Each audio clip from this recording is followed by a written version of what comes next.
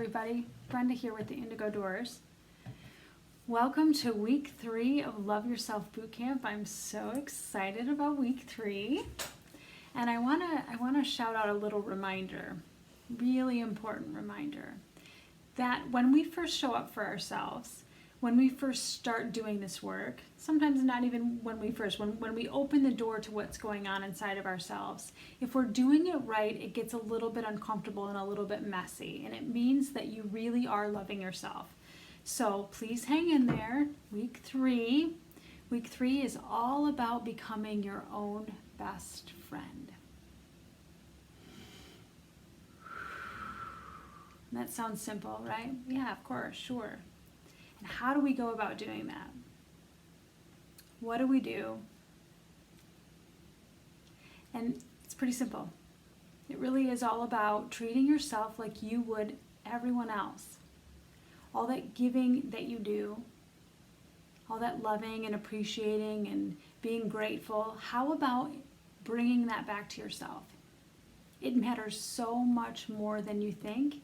And because this isn't something that we cultivate or talk about always in this culture, it requires practice. It requires this shifting of, how about you look at yourself like you would anyone else? And we say these words and we're like, yeah, that makes sense.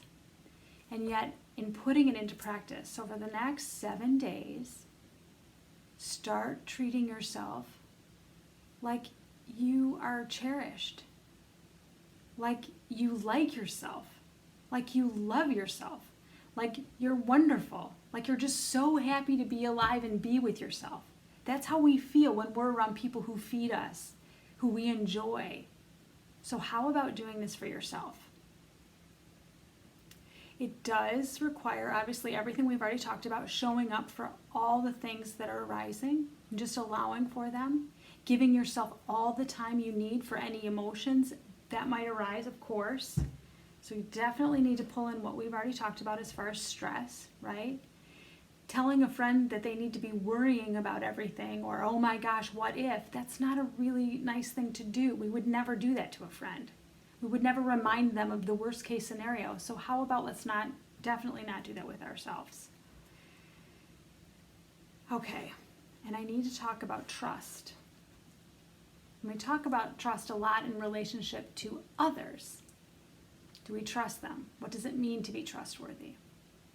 What does it mean to feel safe in someone else's company? And what does that mean for ourselves? Do we trust ourselves? And this is not something that we often even ask of ourselves. Do I trust you? And I'm going to tell you that if you are doing any avoiding or denying what is arising within yourself, then in here, you're not creating a very safe place. And you're really not trusting yourself. And there's no judgment. It's in trusting ourselves that we notice what arises and we show up for it. And I know for me, when I first started showing up for certain parts that I hadn't noticed were there, inside of me initially go, yeah, right, sure, you're not here for me. I've been here all this time and you're ignoring me. And what that might mean is like some of my shame or my guilt or my unworthiness. I don't feel like those are things we're innately taught necessarily in our childhoods. So you showing up in a trusting way with yourself. And so I want to talk about one of the human things about when we feel overwhelmed, when certain triggers do happen to us, they sometimes are not at the most opportune time. We're in the middle of a meeting or in the middle of a conversation with someone else. And we want to bawl our eyes out, or all of a sudden we're like, oh my gosh, or our stomach, and oh my gosh, it's so uncomfortable. And so building trust with myself, I say, okay, Brenda, listen, I'm totally noticing that this stuff is arising, and right now I'm in the middle of my daughter's soccer game, or whatever it is. Not something I can immediately step away from, but I'm hearing you, and I'm going to come back to you. And I make sure and come back to myself. And on that same note, sometimes it can become too much. And the discomfort or the pain, it does. And that's okay. That's normal. And so telling yourself, hey, listen, I need a break. This is being a good best friend to yourself. And saying, listen, I need a break. Can I please, I get it, I'm really mad or I'm really sad. And you lovingly say, listen, can we just take a break for a minute? Can I step out of this? Can I remind myself of the things I'm grateful for? Now, if you've never done this, I'm telling you that part of you that's finally getting out of you, it's going to go, oh yeah, right, sure. No, I'm not going anywhere. And it might assert itself. And you lovingly say, I totally understand why you feel that way. And please, really, I need a break and I'm going to come back. And the thing is, my friends, you got to come back. This is what this boot camp is all about. You keep showing up for yourself. You give yourself your 15 minutes a day. And you say, okay, listen, I know. I so appreciate it. I totally felt better after I watched a little whatever you watched to get yourself out of your head or get yourself from spiraling into a really dark place that was too much. And you thank yourself and you say, and I'm showing up for you now. I want to talk more about those feelings, and maybe you write them down or whatever a friend needs, right? Maybe you just want to cry about it again. Whatever you need, you show up for. Reestablishing trust within ourselves. So much more powerful than you might think. This is how we create trust with the world around us. This is how we have a knowing and a remembering that all our needs are met and everything is possible. And it's a feeling. That's what I'm doing when I'm breathing. I'm slowing down my nervous system, reminding me that this is a doozy. It's a good one. Okay? And then another element of becoming your own best friend is reconciling all of your different, maybe opposing parts. So when you start noticing and when you spend time with yourself, you begin to understand, oh my gosh, I have a belief system over here that says, I like to go for walks. And then you have another part of you that says, you know what, I do not like walks. And sometimes we go, well, that doesn't make any sense. No way. It's got to be one or the other. And that's not true. You actually really can have both parts, one that likes to walk and one that doesn't. So as a friend to yourself, how do you reconcile that? You meet up with these different parts and you listen to what they have to say. And you start having this dialogue between these two opposing viewpoints. And you get to know what they're telling you. You might discover that this part of you that doesn't like to go for walks because it doesn't like how you're pushing yourself so hard, that you make yourself go for walks when you're really, really tired. Isn't that a beautiful, loving conversation? Talk about being your own best friend. And you can say, oh my gosh, it's so true. I don't want to push you like that. Push me. So, so, so important. And I want to bring in the emotions, of course, right? I want to talk about how we can have a feeling that says, I feel unworthy. I feel unlovable. And I also feel lovable. I'm aware that I do. I feel worthy. And it's not that we ignore the part that feels unlovable. That's avoiding and denying, and that's not being loving to the self. So now let's reconcile these two concepts. If we have a part that can recognize our worthiness, our value, and then a part that says, no, really, I'm not. This is the magic.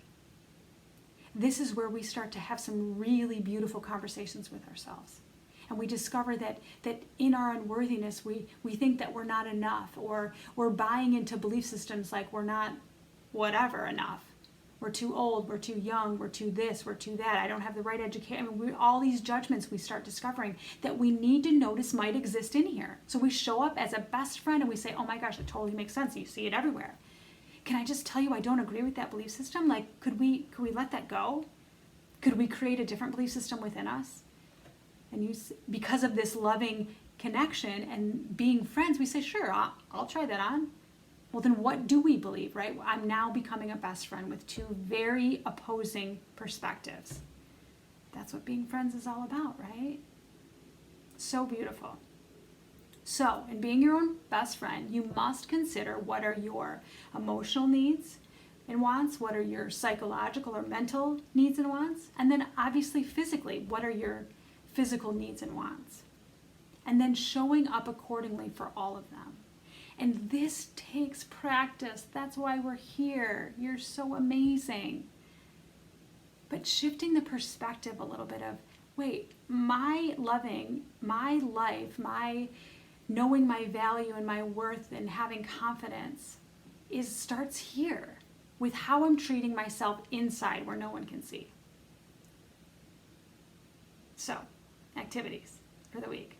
Okay, remember 10, 15 minutes a day. Okay, you could do what you've already done for the last couple of weeks. You could continue and pull any of those through that maybe you love.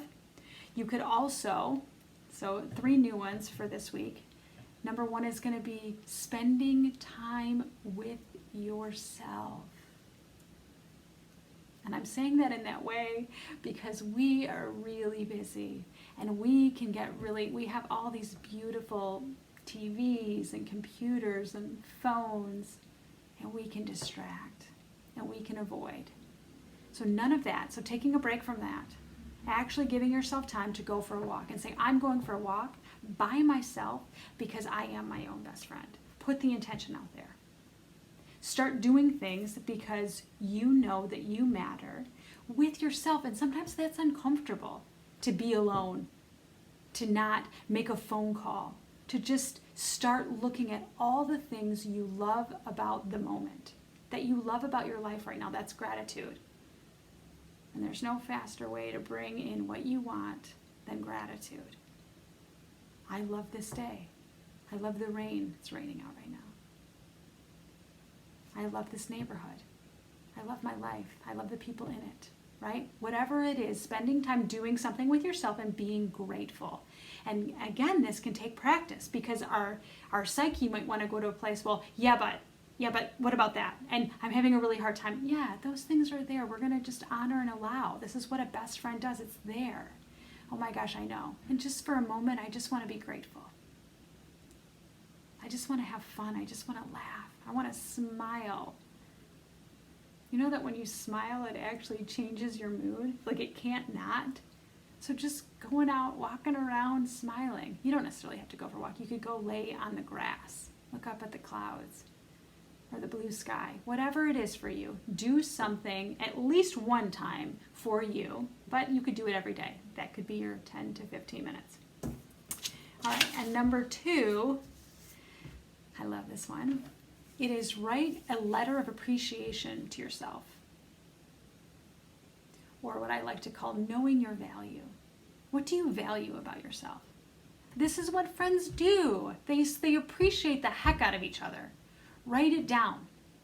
I love to do that. If I'm like having like just a challenging day and it was a lot, I literally will like get on my phone and I go into notes and I have all these love letters. I have all this like, Brenda, thank you so much for being you. Thank you for showing up and trying and blah, blah, blah, right? Anything I can possibly think of. Thanks for doing the dishes. Thanks for keeping calm when things were getting overwhelming. Let's appreciate ourselves. Let's know our value. That does take practice and work. All right, and then number 3, easy peasy. I love yous. I love you. I love you. I love you. I love you. I love you, Brenda. Over and over and over again. I do know that sounds weird. And most of you know that I'm already weird. And yet it works. And if you're willing to feel, so if you're willing to be open and just say I love you for 5 minutes straight, maybe it can be 2 minutes at first. Say I love you, I love you, I love you. You will start to feel it. And maybe you don't feel it the first time, but you'll feel it the 3rd time. It doesn't matter. Show up for that one. I invite you to give that one a go. It is really important that you say it out loud because it is helpful to get it in as many senses of your being as you can. It makes it more powerful.